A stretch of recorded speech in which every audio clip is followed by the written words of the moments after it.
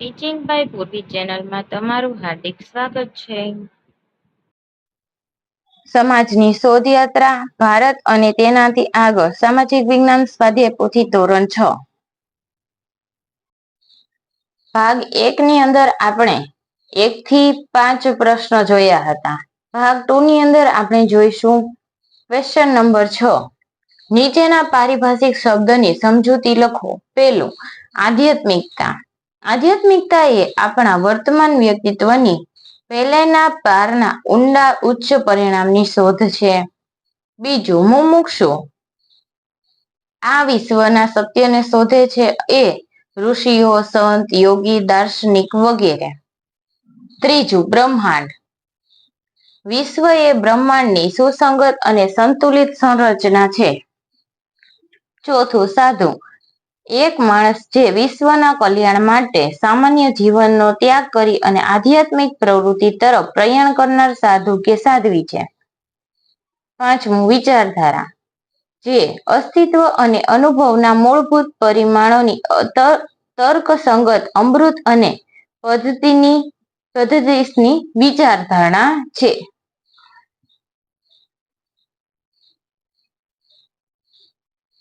ત્યારબાદ question number 7. નીચેના પ્રશ્નોના ઉત્તર ટૂંકમાં લખો. પહેલું, ટૂંકનોંધ લખો. ભારતની જનજાતિઓ. માનવ વૈજ્ઞાનિકો એટલે કે નૃવંશશાસ્ત્રીઓના મત અનુસાર ભારતની જનજાતિઓને પરિવાર અથવા વંશના જૂથ તરીકે માનવામાં આવે છે, જે સામાન્ય ઉત્પત્તિ, સંસ્કૃતિ અને ભાષાની પરંપરા ધરાવે છે. તેઓ પરસ્પર સંબંધો જાળવીને સમુદાયમાં રહે છે. કબીલા પ્રથામાં રહેનાર જનજાતિઓ આજે સંયુક્ત કુટુંબમાં રહે છે. એમનો એકમુખી હોય છે. જનજાતિઓની પોતાની કોઈ ખાનગી મિલકત હોતી નથી. જનજાતિ નામનો શબ્દ પ્રાચીન ભારતમાં ન હતો. તેઓ જુદા જુદા સમૂહમાં જંગલો કે પહાડમાં રહેતા હતા. ભારતના બંધારણ તેમના માટે અંગ્રેજીમાં ટ્રાઇબ અને ટ્રાઇબલ કોમ્યુનિટી અને હિન્દીમાં જનજાતિ શબ્દનો ઉપયોગ કરવામાં આવેલ છે.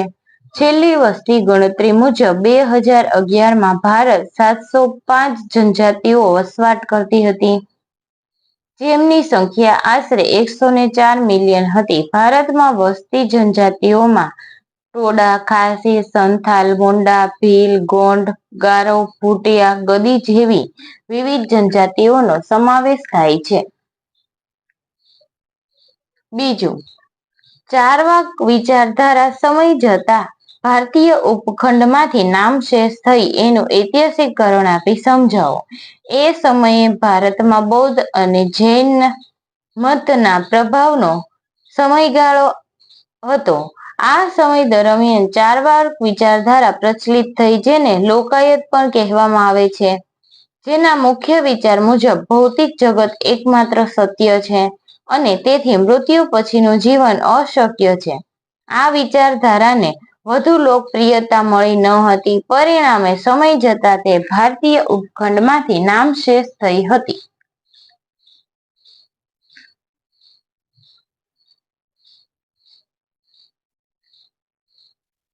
પ્રશ્ન નંબર 3. ભારતમાં જનજાતિ અને હિન્દુ સમાજમાં પ્રાકૃતિક તત્વોને પવિત્ર માનવામાં આવે છે. કારણ આપી સમજાવો. ભારતમાં લોક પરંપરાઓ અને માન્યતામાં પ્રાકૃતિક તત્વો, પર્વતો, નદીઓ, વૃક્ષો, છોડ, પ્રાણીઓ હિન્દુ અને જનજાતિ સમાજમાં પવિત્ર માનવામાં આવ્યા છે.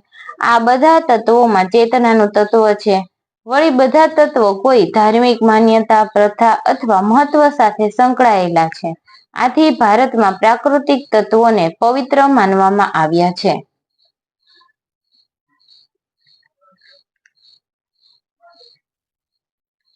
ચોથું, ગૌતમ બુદ્ધ અને મહાવીર સ્વામીએ આપેલો ઉપદેશ આપણને કેવી રીતે ઉપયોગી છે?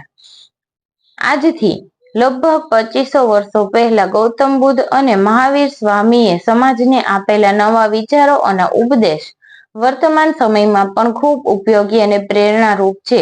આજે વિશ્વમાં આતંકવાદ, અસલામતી, નૈતિક અધપતન, અરાજકતા, ગરીબી જેવા વૈશ્વિક સમસ્યાઓ છે. આ સમસ્યાઓના ઉકેલ માટે બુદ્ધ અને જૈન વિચારધારા આ મુજબ ઉપયોગી છે.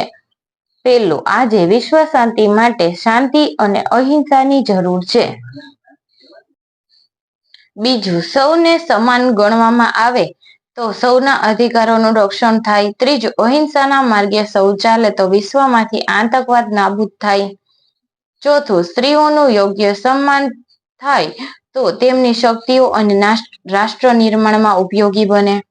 પાંચમું, જૈન ધર્મનો અપરિગ્રહ સિદ્ધાંત સૌ સમજે તો આજે વિશ્વમાંથી ગરીબી દૂર થઈ જાય. પાંચમું, બૌદ્ધ અને જૈન ધર્મમાં અહિંસાનો અર્થ કેવી રીતે કરવામાં આવ્યો છે? બૌદ્ધ અને જૈન ધર્મમાં અહિંસાનો અર્થ માત્ર જીવ હિંસા નહીં એટલે વ્યક્તિને શારીરિક હિંસા ન કરવી એટલો મર્યાદિત નથી. આ બંને ધર્મોમાં વિચારોથી થતી અહિંસાનો પણ સંયમ રાખવાનો ઉદ્દેશ્ય છે. જેમ કે કોઈની વિરુદ્ધ ખરાબ ભાવના ન રાખવી જોઈએ. આ બંને ધર્મમાં અહિંસાની વાત ત્યાં સુધી કરવામાં આવી છે કે આપણા વિચારોને સકારાત્મક વિચારોમાં પરિવર્તિત કરવા જોઈએ અને એની કળા વિકસાવવી જોઈએ. ટૂંકમાં માત્ર જીવ હિંસા નહીં પણ વૈચારિક કે કલ્પનાથી કોઈ પણ હિંસા ન કરવી જોઈએ કે કોઈનું મન દુભાવવું ન જોઈએ. તો જ અહિંસા કહેવામાં આવે છે.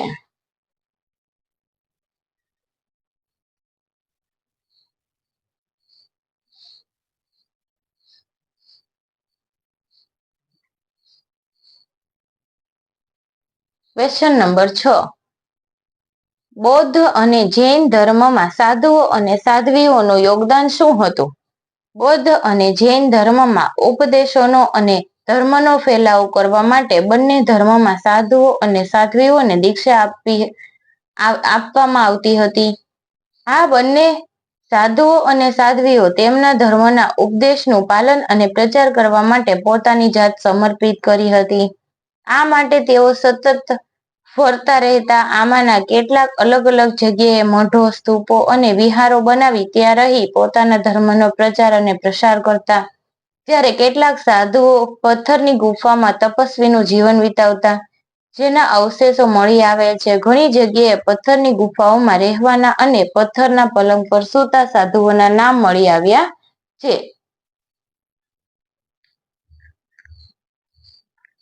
નીચેના પ્રશ્નોના ઉત્તર લખો. પહેલું, વેદ શું છે તે શું સંદેશ આપે છે? વેદ શબ્દ વિદ પરથી આવ્યો છે જેનો અર્થ જ્ઞાન કે વિદ્યા એવો થાય છે. ઋગ્વેદ, યજુર્વેદ, સામવેદ અને અથર્વવેદ આ 4 વેદ છે જે આપણી સૌથી પ્રાચીન ગ્રંથ છે. વેદોમાં હજારો સ્ત્રોતો કવિતા અને પ્રાર્થના સ્વરૂપમાં છે જેને ઋચાઓ કહેવામાં આવે છે. જેમાં ઇન્દ્ર, અગ્નિ, વરુણ, મિત્ર, સરસ્વતી, ઉષા અને દેવોની સ્તુતિઓ છે. ઋગ્વેદમાં ધરતીની ભૌગોલિક સ્થિતિ અને દેવતાઓના આહ્વાન મંત્રો છે. યજુર્વેદમાં યજ્ઞની વિધિઓ અને મંત્રો છે. સામવેદમાં મંત્રોમાં સંગીતની ઉપાસના છે અને અથર્વમાં રહસ્યમય વિદ્યાઓના મંત્ર છે જેમાં આયુર્વેદનો સમાવેશ થાય છે. વેદોમાં 30 થી વધુ ભરત, કુરુ, પુરુ જેવા વંશો અને વ્યવસાયોના નામ આપેલા છે.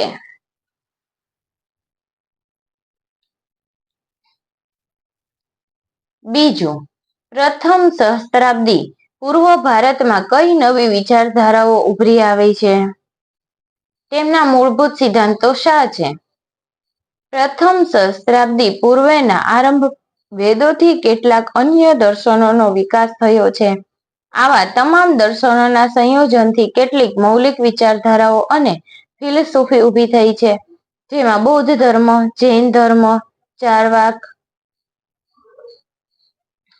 ફિલસૂફી વગેરેનો સમાવેશ થાય છે. આ વિચારધારાઓ અને ફિલસૂફીઓએ વેદોના પ્રભુત્વનો સ્વીકાર્યો નહીં અને પોતાની અલગ પદ્ધતિ વિકસાવી. તેના મૂળભૂત સિદ્ધાંતો નીચે મુજબ છે. બૌદ્ધ અને જૈન ધર્મમાં અહિંસા મુખ્ય સિદ્ધાંત હતો. આ સિવાય અનેકાંતવાદ, અપરિગ્રહ, આંતરિક શિસ્ત, જીવંત પ્રાણીઓ પ્રત્યે કરુણા, પ્રાણી અને વનસ્પતિનું સૃષ્ટિ સંવર્ધન કરવું વગેરેનો સમાવેશ થાય છે. 4 વાર ફિલસૂફીના સિદ્ધાંત ભૌતિક જગત એકમાત્ર સત્ય છે અને મૃત્યુ પછીનું જીવન શક્ય છે. બૌદ્ધ અને જૈન ધર્મમાં ધર્મ, કર્મ, પુનર્જન્મ, દુઃખ, અજ્ઞાનનો અંત વગેરે સમાન વિચારધારામાં હતું. ટૂંકમાં આ બંનેમાં ઘણા મૂલ્યના ખ્યાલ સરખા જોવા મળે છે.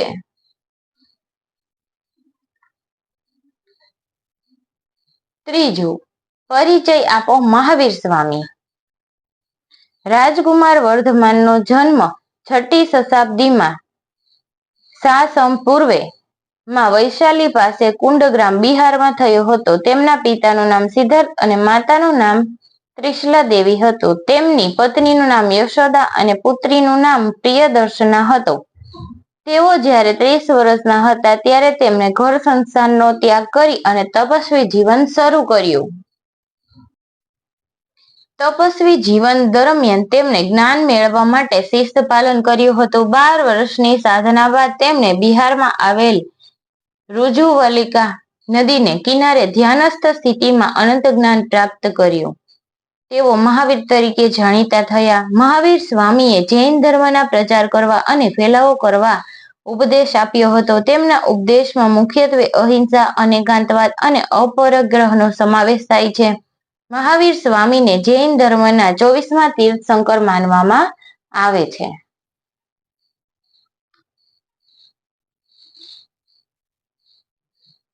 જો તમે નચિકેતા હોત તો તમે યમરાજને કયા પ્રશ્ન પૂછ્યા હોત?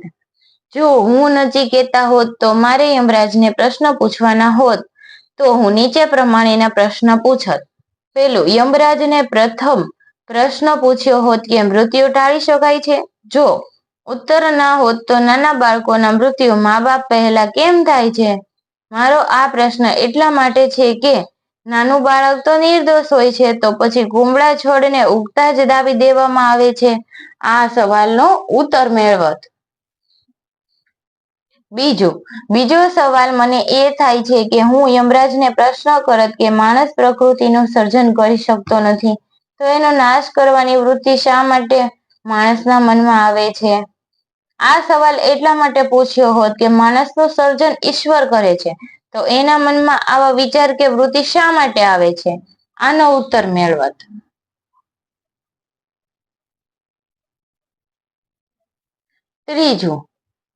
ત્રીજો પ્રશ્ન સતત મારા મનમાં એ થાય કે હું યમરાજને પ્રશ્ન કરત કે સમગ્ર સૃષ્ટિ ભગવાનની છે, તો આમાં નાત જાત વાળા અને બે દેશો વચ્ચે સરહદની દિવાલો કેમ બનતી હશે? મને આ પ્રશ્ન એટલા માટે થાય છે કે આ દુનિયા પૃથ્વી ઉપરમાં ભગવાને માનવ તરીકે જન્મ આપ્યો હતો, તો પછી નાતી જાતિ ક્યાંથી આવી? એવી જ રીતે આખી સૃષ્ટિ ભગવાનની છે, તો એમાં શા માટે Bharat, Pakistan, Iran, America, Russia, Ukraine જેવી દિવાલો ઊભી કરવામાં આવી? તો હું આવા ઘણા પ્રશ્ન મારા મનમાં થાય છે તે હું યમરાજ સમજ રજૂ કરત. હવે આપણે મળીશું નેક્સ્ટ ચેપ્ટરની અંદર. થેન્ક યુ બાળ દોસ્તો. Like, share and subscribe. Teaching by પૂર્વી.